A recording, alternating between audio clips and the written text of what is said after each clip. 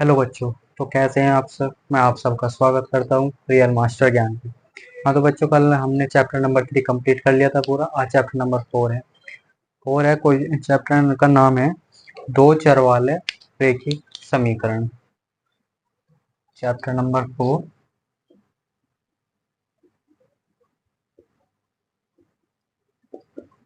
क्या नाम है बच्चों? दो चर वाले रेखिक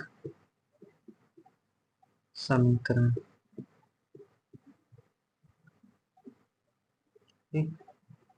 लीनियर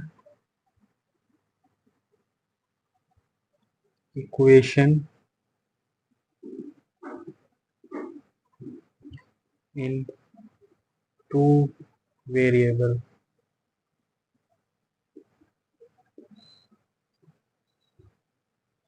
ठीक है बच्चों, दो चर वाले रैखिक समीकरण linear equation in two variables. हाँ तो बच्चों, सबसे पहले मैंने रैखिक समीकरण पढ़ाए थे आपको।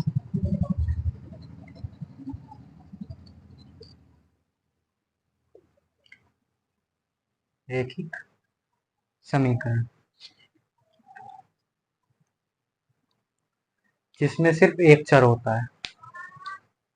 रैखिक समीकरण जिसमें सिर्फ, यहाँ तो कह रहा है कि दो चर वाले, लेकिन रैखिक समीकरण एक चर वाला है। यानी मान लो एग्जाम्पल के लिए, तो 2x+5 = 0। हम इसे सोल्व करेंगे तो 2x बराबर -5 और x बराबर -5/2। ये आया हमारा मूल, इस समीकरण का मूल। ठीक।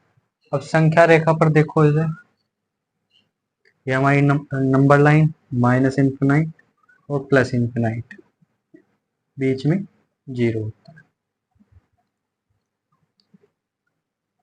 और पॉइंट रख दो 1 2 3 4 एंड 5। और -1 -2 -3 -4 और -5। अब ये कितना है?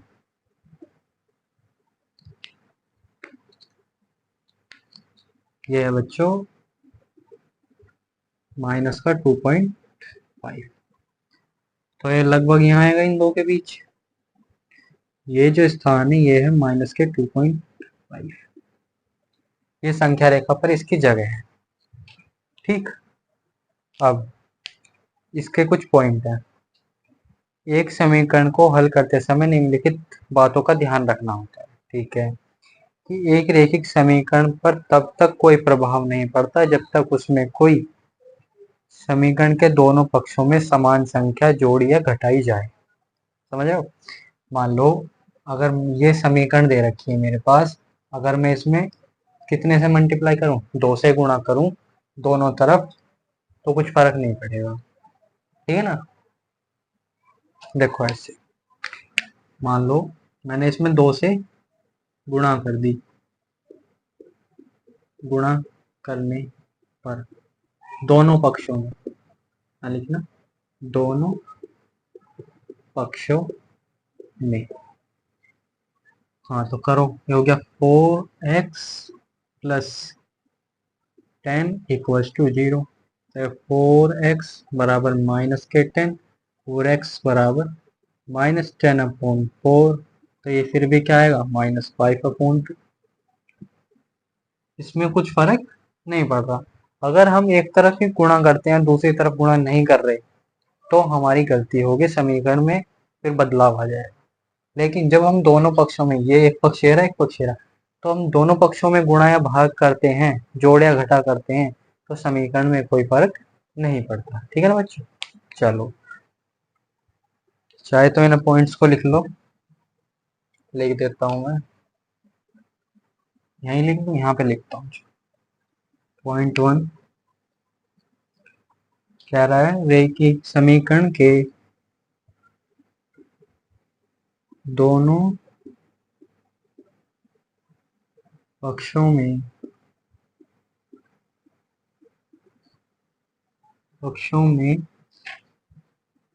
समान संख्या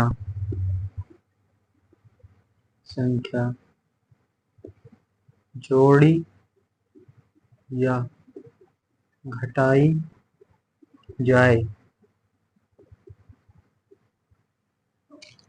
तो समीकरण पर कोई प्रभाव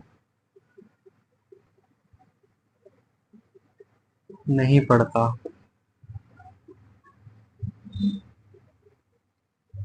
ठीक।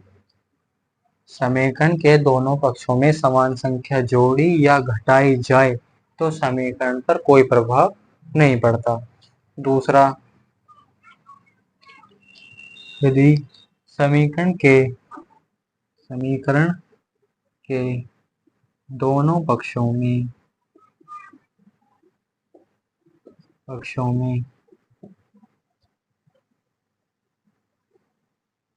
समान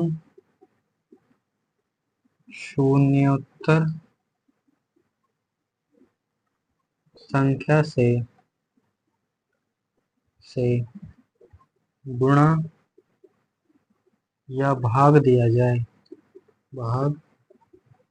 जाए तो समीकरण पर कोई प्रभाव नहीं पड़ता। ठीक है बच्चा, समझ में आया? चलो अब आगे देख।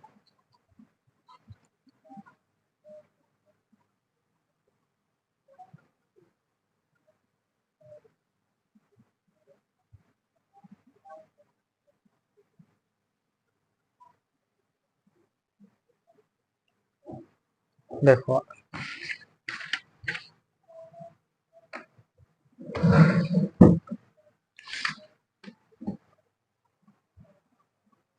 अब एक नोट पॉइंट है बच्चों। नोट क्या है वो समझाने के लिए इसमें दे रखा है। नागपुर में भारत और श्रीलंका के बीच खेले गए एक दिवसीय यानी कि वनडे मैच अंतर्राष्ट्रीय क्रिकेट मैच में दो भारतीय बल्लेबाजों ने एक साथ मिलकर 176 रन बनाए। कह रहा है दो बल्लेबाजों ने मिलकर 176 रन बनाए। इस जानकारी को एक समीकरण के रूप में व्यक्त कीजिए। चलो मैं लिखता हूं उनसे कि नागपुर में भारत और श्रीलंका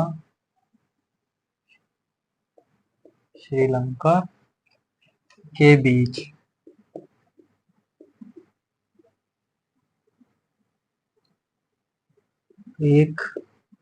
एक दिवसीय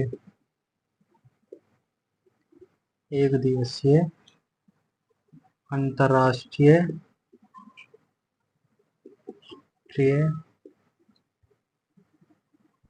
क्रिकेट मैच में दो बल्लेबाजों ने मिलकर 176 रन बनाए। ठीक, बनाए। इस जानकारी को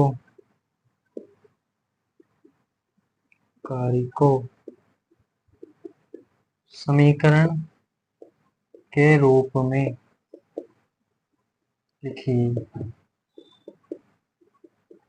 ठीक है बच्चों, देखो बच्चों, वो कह रहा है नागपुर में भारत और श्रीलंका के बीच एक दिवसीय यानी कि वनडे अंतर्राष्ट्रीय क्रिकेट मैच में दो बल्लेबाजों ने मिलकर 176 रन मारे। हाँ भाई, दो बल्लेबाज हैं तगड़े तगड़े, उन्होंने 176 रन ठोक गिरे। इस जानकारी को एक समीकरण के रूप में लिखे तो माना, तो लिखो माना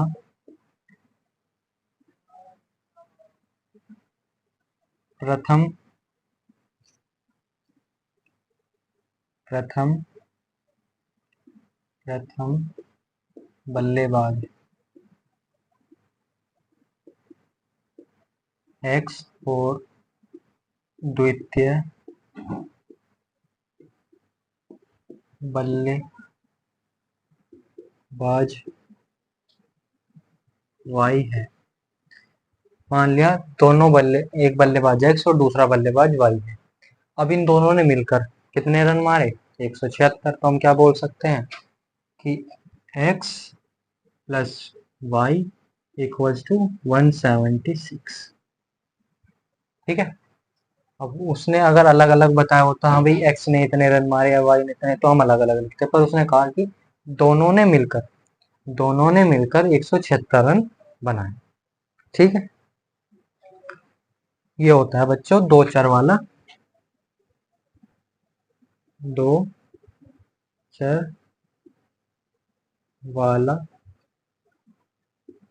समीकरण, रैखिक समीकरण का उदाहरण।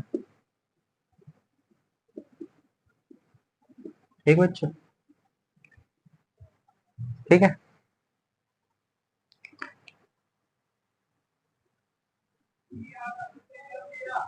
ठीक है बच्चों, चलो आगे बढ़ो।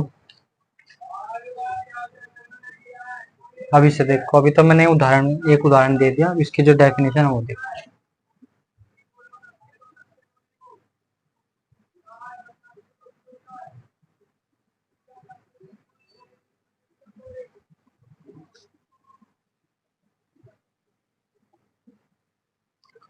इसे भी रख कर देखो कह रहा है,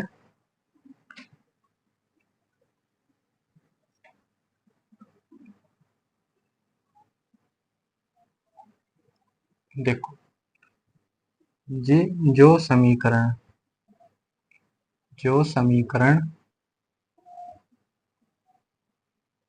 ax प्लस बी वाई और प्लस सी इक्वल्स टू 0 के रूप में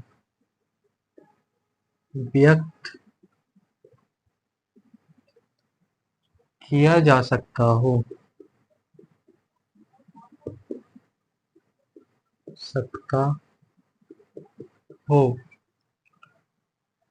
तो जहां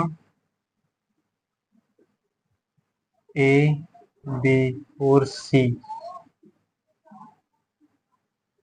वास्तविक संख्याएं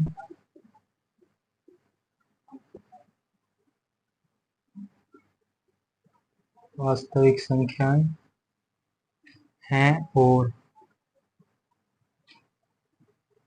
ए और बी शून्य नहीं है। नहीं, दो चर वाला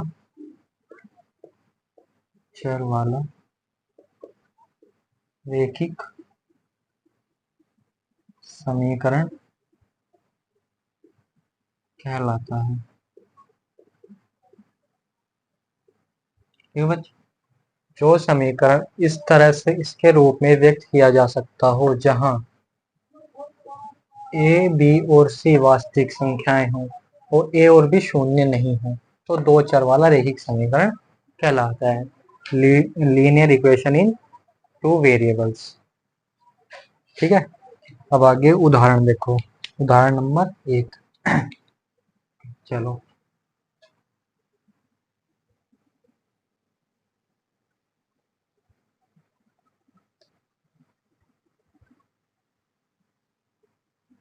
देखो उदाहरण नंबर 1। ठीक है। नीचे दिए गए समीकरण नीचे दिए गए समीकरण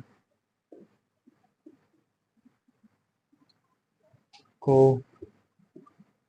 ए x plus b y plus c equals to 0 के रूप में लिखिए। लिखिए और प्रत्येक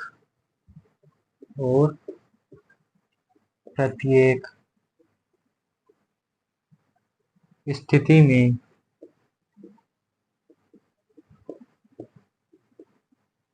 ए, बी और सी के मान बताइए।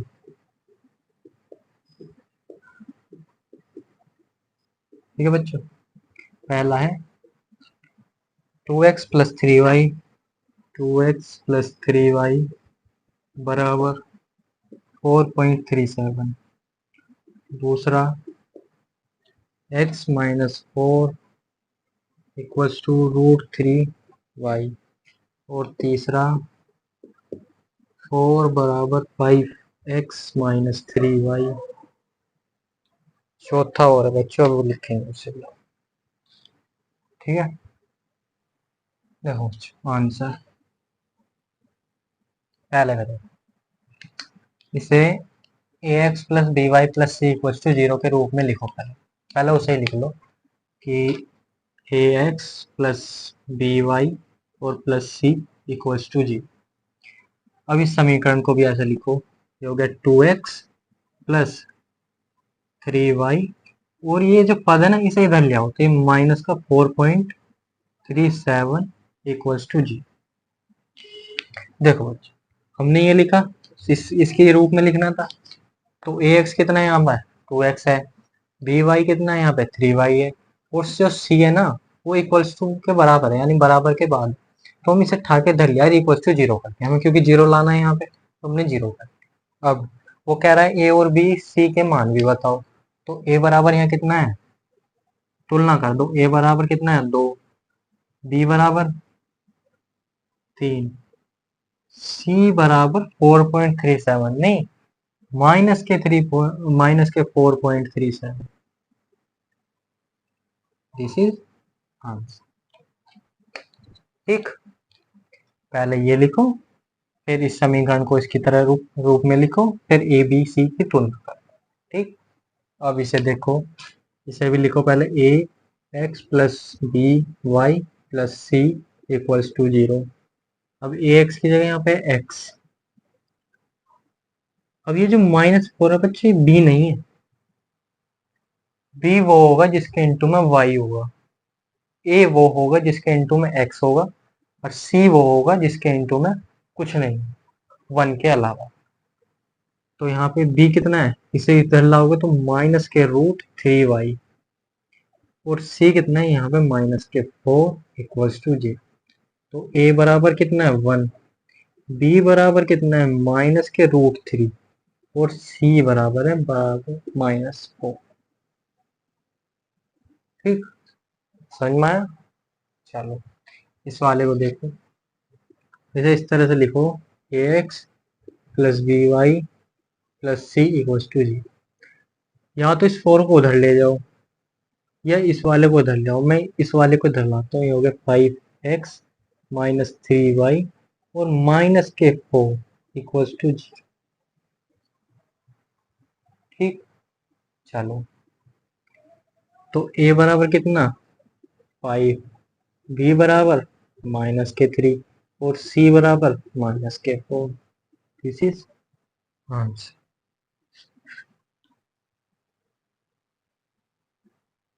ठीक है बच्चों, या ऐसा कर लो कि अब तो 4 उधर गया, इधर आ गया तो 0, तो 4 कैसा हो गया माइनस।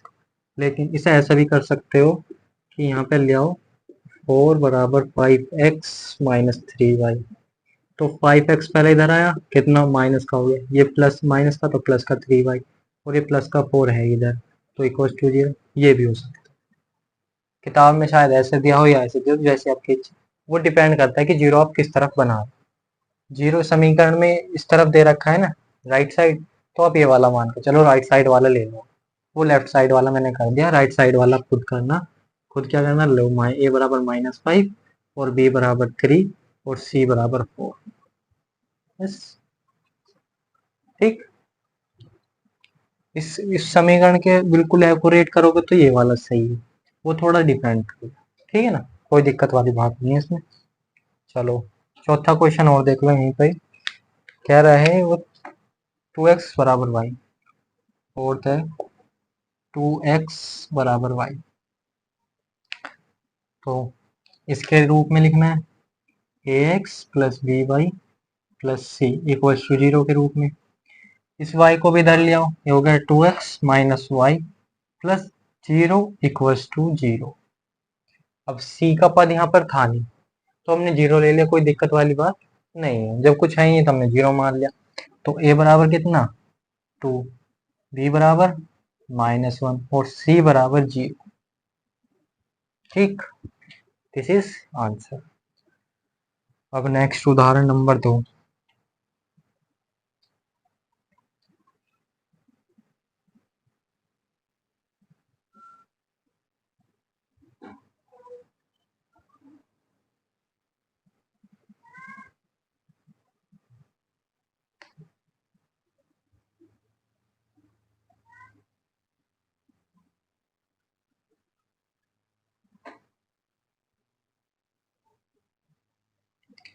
देखो उदाहरण नंबर 2।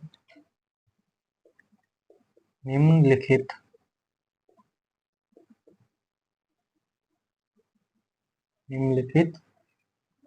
में से प्रत्येक को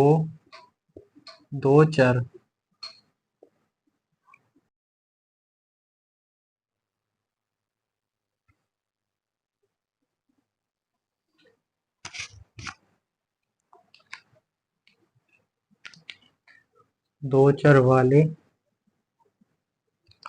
समीकरणों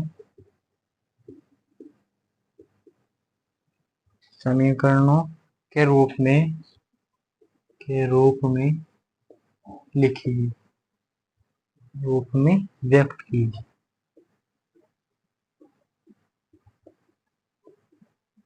पहला है x बराबर -5। दूसरा y बराबर 2, तीसरा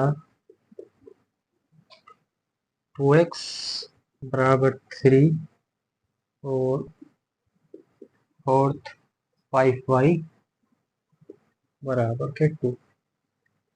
देखो बच्चों, पहला देखो, हमें x बराबर -5 दे रखा है, हमें जो कह रहा है वो दो चर वाले समीकरण के रूप में व्यक्त कीजिए। अब दो चर वाला समीकरण क्या होता है? दो चर वाला समीकरण होगा ये ax plus b y plus c equals to 0। इस समीकरण के रूप में हमें ये व्यक्त करना है। तो क्या करो, पहले इसे x -5 लिख लो इक्वल्स टू 0। इस 5 धर लिया है तो ये माइनस का तो ये प्लस का हो गया। अब यहाँ पे देखो x वाला पद भी है और c वाला पद भी है, लेकिन b यानी बी वाई वाला पद नहीं है। तो हम क्या करेंगे, x प्लस बी वाई की जगह आप 0 into y plus 5 equals to 0। जब ये पद है ही नहीं तो हमें बस ये समीकरण दिखाना है कि इस रूप में व्यक्त करना है, तो इसलिए हमने ऐसे लिख 0 इंटू वाई। बी की जगह 0 हो गया। अब 0 की किसी भी संख्या में या किसी भी चीज में मल्टीप्लाई होगी तो वो 0 ही रहेगा। तो ये समीकरण जो बन गया x plus 0y plus 5 equals to 0। ठीक, इसकी तरह हमने डिनोट कर दिया। अब ये वाला देखो, तो ये है y माइनस 2 इक्वल्स टू 0। इसमें फिर से y वाला पद है लेकिन x वाला पद नहीं। तो क्या करेंगे, 0 into x plus y minus 2 equals to 0। This is answer. जो भी पद नहीं है उसमें 0 की मल्टीप्लाई करके लिखना। ठीक, अब इसमें देखो, ये हो गया 2x माइनस के 3 इक्वल्स टू 0। अब इसमें x का पद है, c वाला पद है लेकिन y वाला पद नहीं है। तो हम क्या करेंगे, 2x plus 0 dot Y minus के 3 ये डॉट लगा रहा हूँ ना बच्चों, पॉइंट मत समझ लेना चाहिए। डॉट का मतलब होता है, एक तो होगा डॉट, ये 0.1 जो नीचे आ रहा है इसका मतलब है पॉइंट, और जो जीरो बीच में अगर आ गया तो उसका मतलब है इनटू, मल्टीप्लाई। ठीक है ना, इस बात का ध्यान रखना बच्चों। तो इस ये जो आएगा ये दिस इज आंसर हो गया ये वाला। अब 5y -2 इक्वल्स टू 0। यहाँ देखो y वाला पद है, c वाला पद है, लेकिन x वाला पद नहीं। तो x वाले पद में हम क्या करेंगे, 0 × x प्लस 5y और -2 इक्वल्स टू 0। दिस इज, ठीक है बच्चा, हो गया। चलो इसी के साथ उदाहरण 2 खत्म।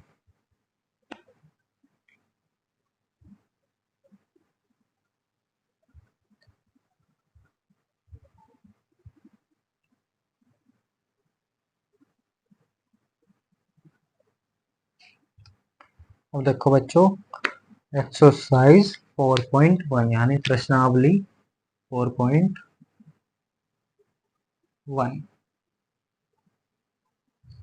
पहला क्वेश्चन कह रहा है, एक नोटबुक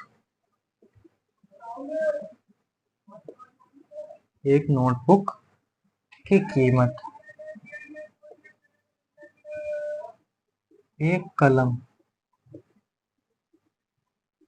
के कलम की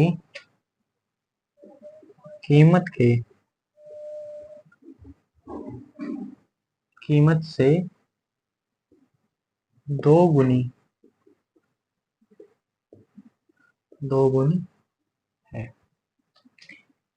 इस कथन को निरूपित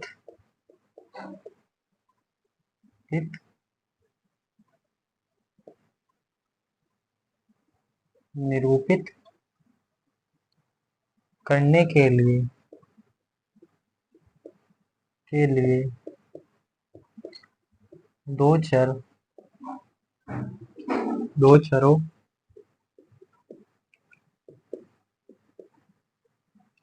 वाले से एक रैखिक समीकरण लिखिए।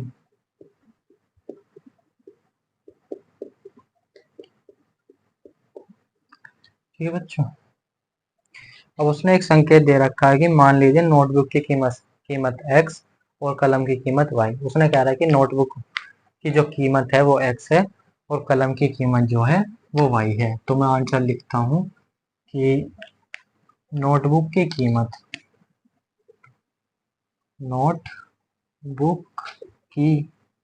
कीमत बराबर x रुपए है और कलम की कीमत y रुपए है। अब इसमें एक चीज ध्यान देने वाली बच्चों, उसने कहा कि एक नोटबुक की कीमत एक कलम की कीमत से दो गुना। एक नोटबुक की जो कीमत है वो कलम की कीमत की दो गुनी। तो नोटबुक की कीमत है x, तो कलम की कीमत की दो गुनी यानी कि 2y। तो x बराबर 2y हो गया, तो ये हो गया -2y equals to 0। This is answer. ठीक, क्वेश्चन नंबर 2 देखो बच्चों।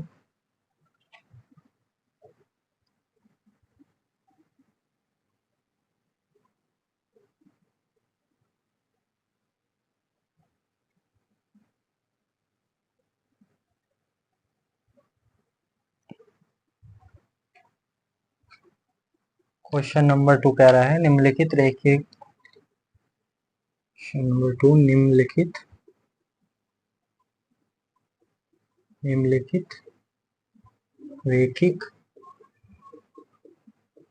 समीकरणों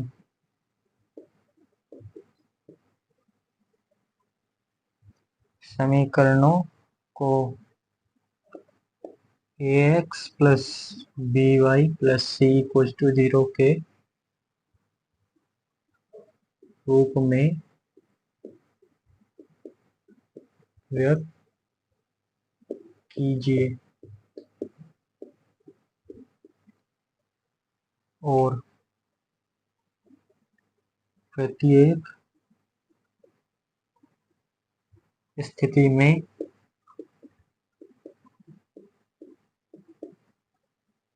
ए, बी और सी का मान बताइए। तो पहला है 2x + 3y बराबर 9.35 पर बार। ठीक है बच्चों। दूसरा x - y/5 पर -10 और इक्वल्स टू 0। तीसरा -2x + 3y इक्वल्स टू 6। तो 6।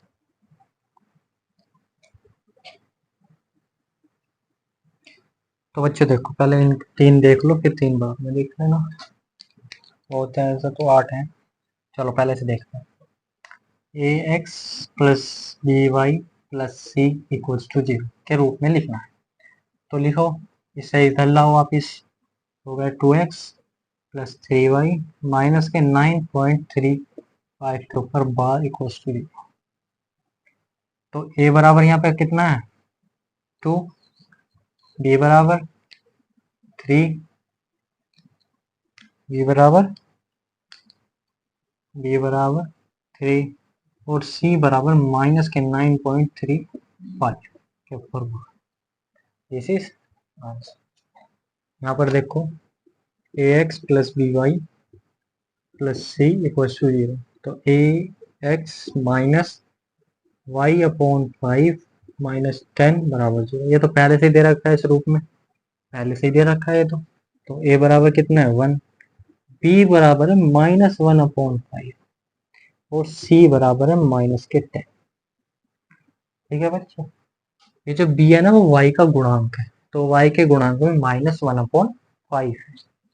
अब यहाँ देखो ax + by + c equals to 0। तो होगा माइनस के 2x + 3y -6 equals to 0। a बराबर -2, b बराबर 3 और c बराबर -6। This is answer. ठीक।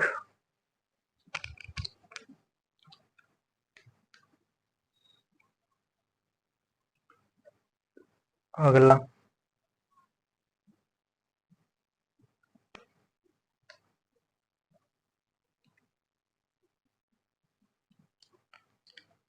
देखो बच्चों, क्वेश्चन नंबर 4, x बराबर 3y।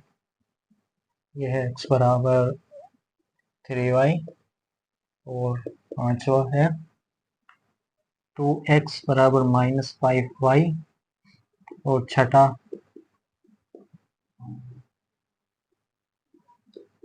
है 3x + 2 इक्वल्स टू 0 और सातवां y - 2 इक्वल्स टू 0। देखो इसे लिखा x - 3y इक्वल्स टू 0। अब इसमें देखो बच्चों x वाला पद है, y वाला पद है, पर c वाला पद नहीं है। तो हम क्या लिख देंगे x - 3y + 0 into y 0 into c equals to 0। 0 भी मत, सी भी मत लिखो, खाली 0 ही लिख दो, क्योंकि सी के गुणांक में खाली 1 होता है। तो a बराबर हो गया 1, b बराबर हो गया -3 और c बराबर हो गया 0। अब यहाँ देखो 2x + 5y equals to 0।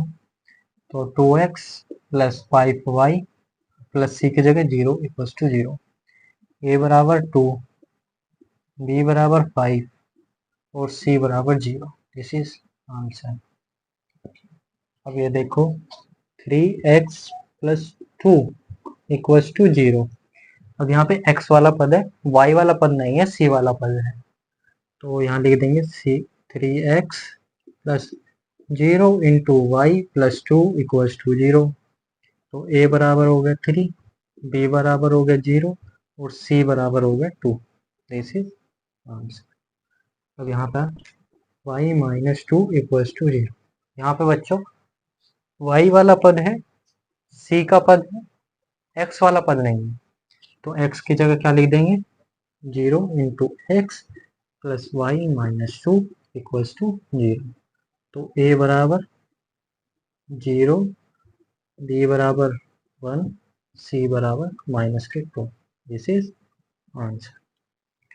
Last question रहेगा बच्चों 5 बराबर 2।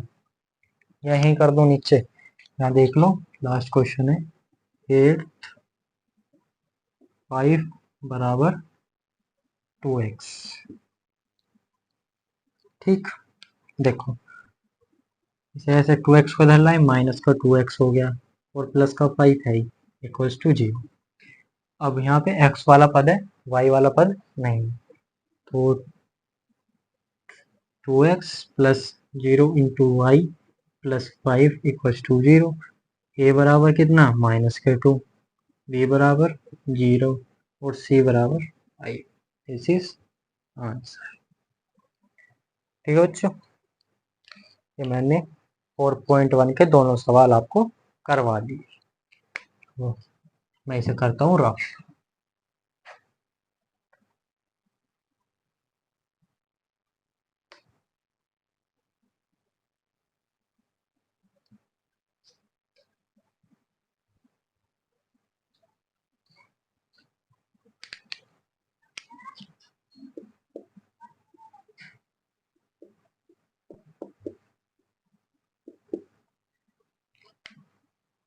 थैंक यू बच्चों। अगर लेक्चर अच्छा लगा हो, समझ में आया तो चैनल को subscribe, like and press the bell icon. Okay, good bye.